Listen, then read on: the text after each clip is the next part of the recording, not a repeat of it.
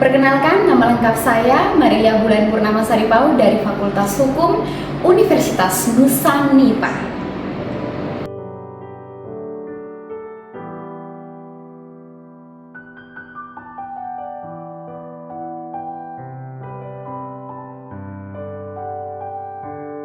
Bukit itu menangis, menimbun satu keluarga. Oleh Denny J.A. Musibah banjir besar di Sumatera bulan November 2025 telah menelan lebih dari 850 nyawa. Ini kisah bukit yang longsor yang menimbun satu keluarga. Aku adalah bukit yang sangat tua, jauh lebih tua dari riwayat semua keluarga yang pernah berteduh di bawah kakiku.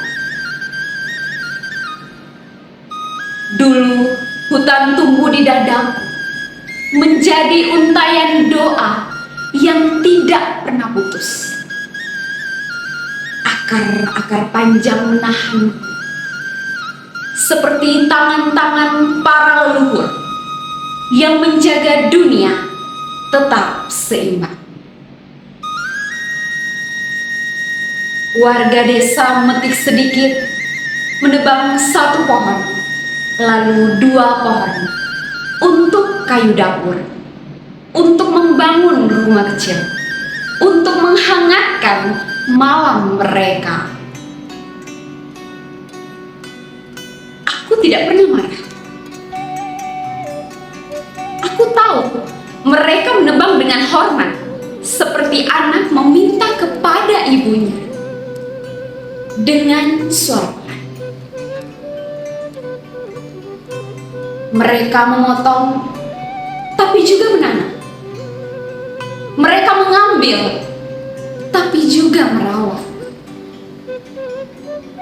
Aku tetap merasa dicinta. Tapi mereka berbeda. Gergaji tak lagi diayunkan oleh tangan desa. Mesin-mesin besar datang entah dari mana. Suara logamnya dingin tanpa nurani.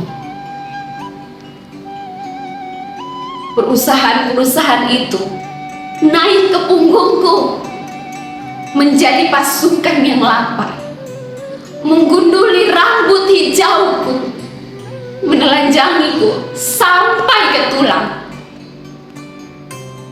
Setiap pohon yang tumbang menjadi angka dalam laporan laba,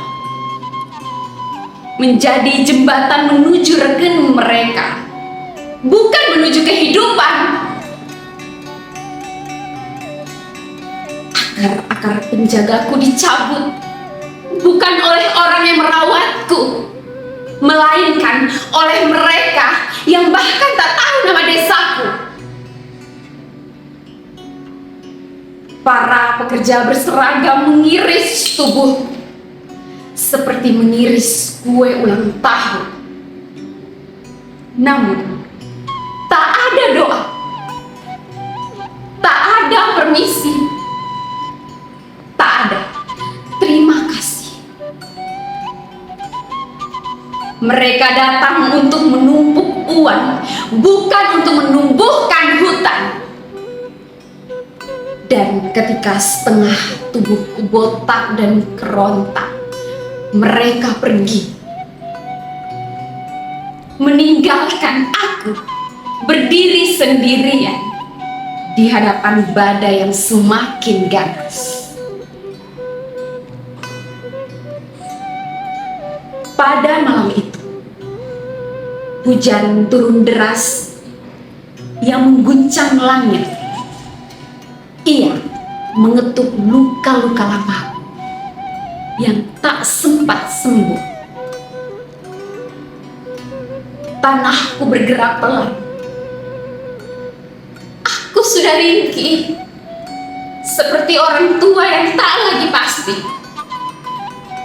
Mana kaki yang masih kuat untuk berdiri? yang dahulu memelukku. Tak ada. Aku mencari pohon-pohon yang dulu menahan bahuku. Tak ada. Aku mencari suara burung yang dulu mengingatkanku pada kehidupan. Tak ada. Yang tersisa hanya ruang kosong, luka industri yang baunya membuat bumi sendiri gamang. Tubuhku pun menyerah, patah,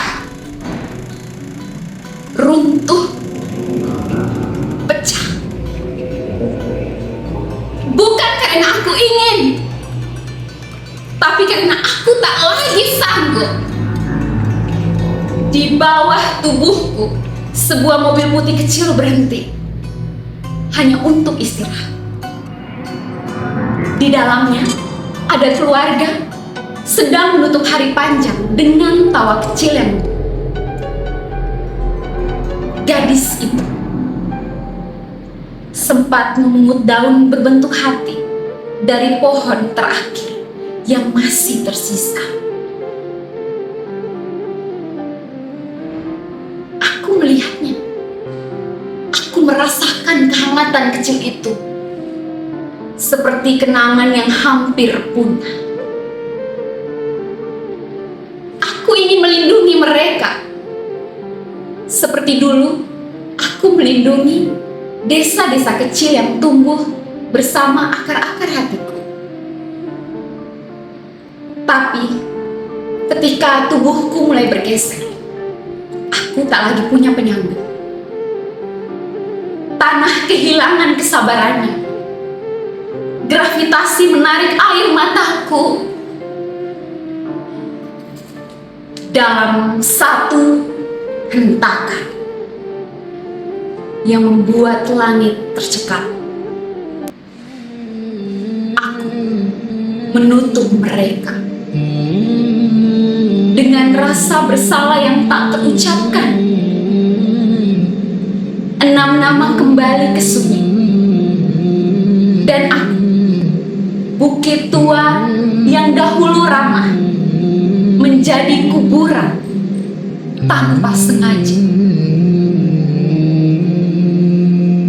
Ketika aku runtuh, kampung-kampung kecil ikut hancur. Sungai meluap, membawa amarah yang lama disembunyikan. Jembatan patah karena janji yang tak pernah ditepati.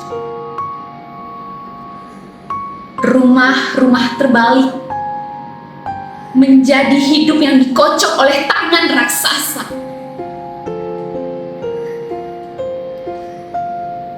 Orang-orang berkata, hujan terlalu deras, tanah tak kuat, ini musibah. Tidak, ini bukan musibah, ini cermin raksasa. Bukan hanya hujan yang turun malam itu, tetapi kontrak-kontrak bisnis yang dulu ditandatangani tergesa, jatuh satu persatu. Dari langit, sebuah batu dan batang mati. Di balik setiap meter tanah yang melorot, ada tanda tangan yang menjelma longsor. Ada setempel yang berubah menjadi arus banjir, menelan nama-nama di kartu keluarga.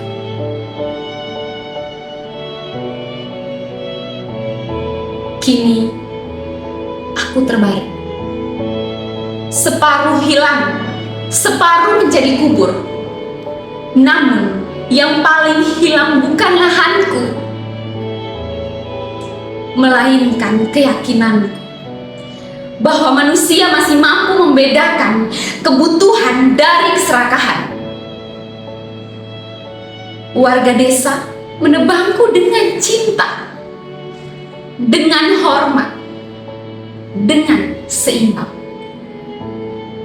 Aku sanggup sembuh, tapi perusahaan menebangku dengan ambisi, dengan ketamakan, dengan gelap mata. Aku tidak pernah bisa pulih. Di kota jauh, di ruang rapat ber-AC, di sebuah perusahaan metropolitan, angka-angka laba tumbuh di layar seperti hutan palsu. Grafik keuangan naik, itu sesungguhnya peta jenazah. Tiap garis hijau adalah nisan yang disamarkan. Di dalam rekening mereka ada lumpur di antara digit. Ada napas terakhir yang dipadatkan menjadi bonus akhir tahun. Belajarlah bahwa pohon bukan hanya kayu. Ia saudaramu sendiri, tulang dunia. Bahwa hutan bukan lahan kosong. Ia keluargamu sendiri, jantung yang berdetak untuk semua makhluk.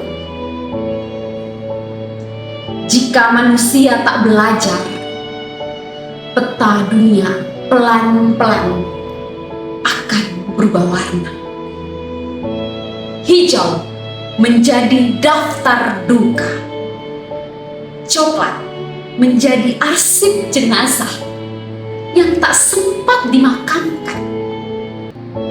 Di langit, awan akan menyalin diri menjadi fotokopi surat protes yang tak pernah kalian baca.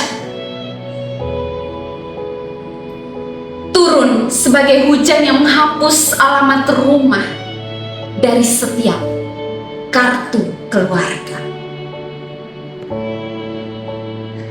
Dan bumi yang selama ini diam akan semakin marah karena ia ibu kandung yang kalian hianati. Paris, 6 Desember 2025. Catatan, satu keluarga tewas tertimbun bukit yang longsor.